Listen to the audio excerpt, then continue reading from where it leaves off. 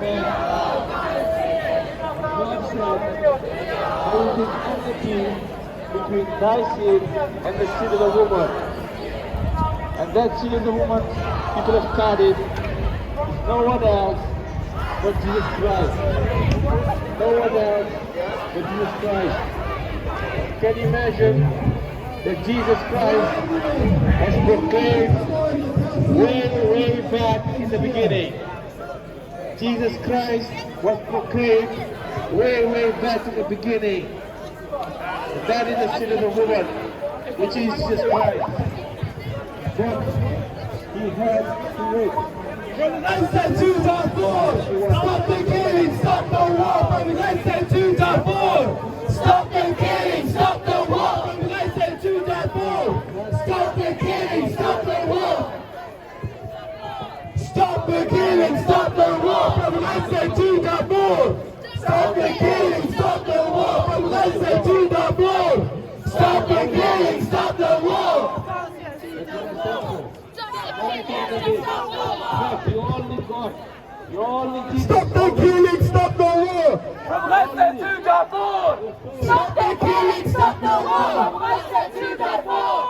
Stop the killing, stop the war! From Leicester to Darfur! Stop the killing, stop the war!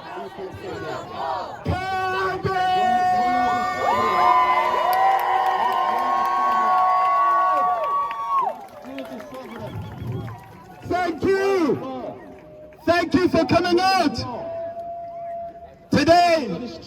Today we're seeing something that's been building up over time, over weeks and months, and even over years, if you've been here and been seeing what's happening in Cardiff.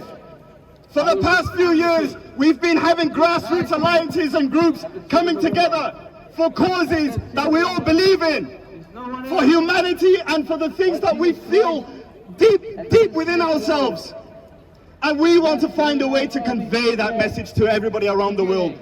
And we want to show the rest of the world that here, us in Cardiff, we are the people that believe that every single human should have an equal and fair life without any oppression or suppression or dissent done on them, either by the state or by PMCs or paramilitary groups.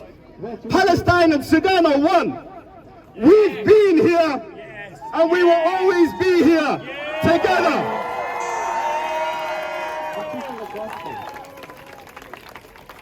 Today, we come out because horrible scenes are being shown in the media, and we're lucky to see these scenes. Very lucky, because there's countless of other stories that haven't been heard or haven't been shown to everywhere. In Palestine, in Gaza, we have Rafah, the last bastion of hope for the Palestinians, for the people in Gaza who had to be forced to run away from their homes and forced to be given a horrible name, a name that I despise in humanitarian affairs, and that is called displaced, internally displaced, or an internal refugee, or even a refugee in general. It's crazy, because the EU funds these very same dictatorships that are arming these terrorist groups, and the IDF is one, the Rapid Support Forces is one, even the army in Sudan is one. And they feed these groups with a bunch of horrible weapons to use on innocent civilians. We're seeing these weapons used at Rafah, and believe it or not, we're seeing these weapons being used in Sudan. The same ones pushing for Rafah is the same ones pushing for the siege in Al-Fashir. Al-Fashir is a city in Darfur that is home to 2 million people. 2 million. 800,000 of those 2 million people are those who had to flee violence and burnt, scorched earth tactics, and who have been displaced not once, not twice, not thrice, not even 4, but 5 and 6, 7 times. That's 800,000 people. They say the casualty numbers it will be projected to 110,000 people. That is Hiroshima and Nagasaki combined. Process that. They say that by September, 2.5 million people in Sudan will die by famine. 2.5 million people. Sudan's population is 44 million before the war started. 2.5 million is 5% of the population. You're telling me 5%, 2.5 million people are going to die by September. Today is June 1st. That's 3 months away. This is a terrifying scene.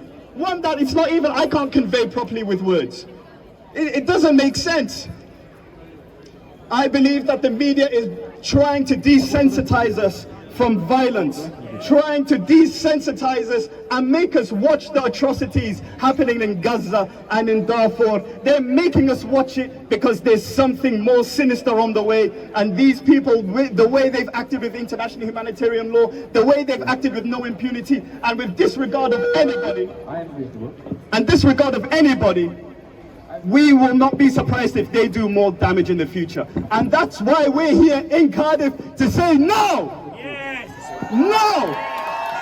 No to any of the violence!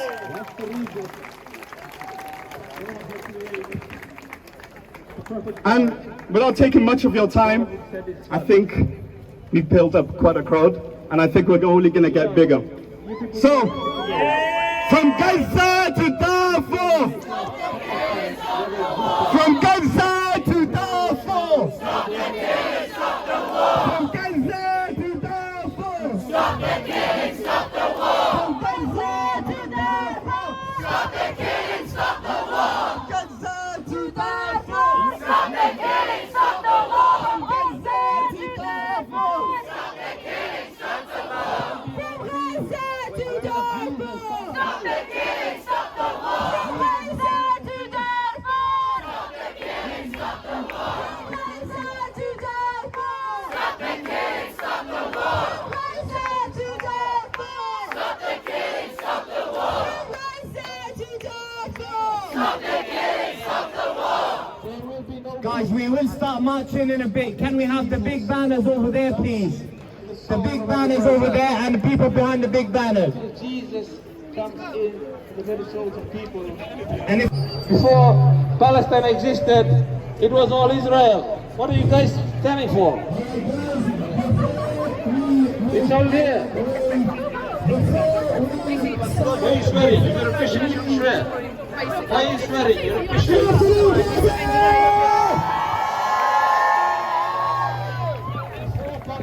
Alright, so we're going to do something that is very, very important before any march. And in the last week, it's proven that it's more important now than ever. Because two activists that have been standing and working hard for Palestine have been detained by the police in the last couple of weeks. Me being one of them under Schedule 7 of the Terrorist Act, and another comrade from Swansea who was detained yesterday for 15 hours and released. The police are not our friends. Yesterday we had a demonstration in Swansea outside Home Bargains, handing out leaflets, talking about the importance of boycotting.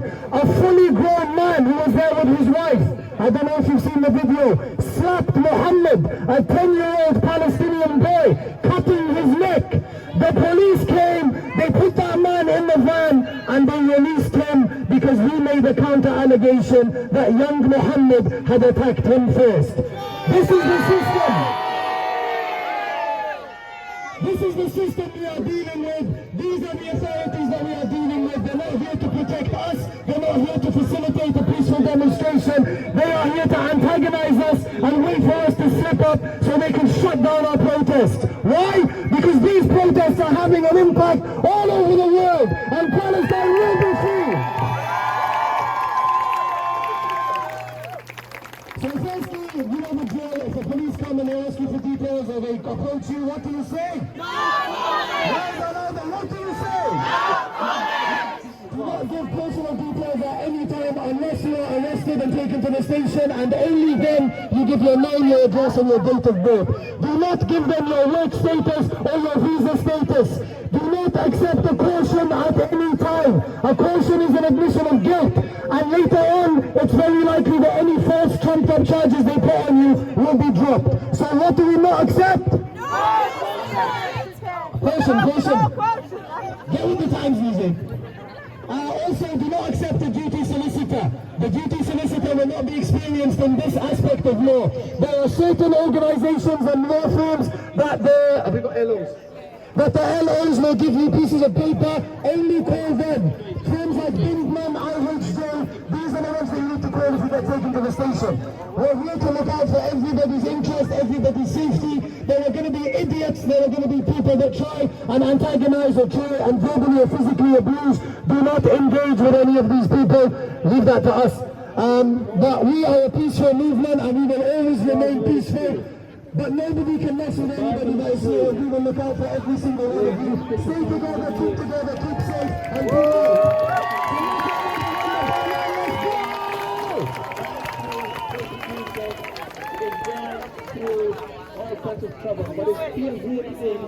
There are some placards here. If anyone wants to carry on placards, can pick them up, please. Would you like to say I'm bad like that? You literally do worship the same God. Cardiff, because we need to know the truth. Palestine! Bible says you know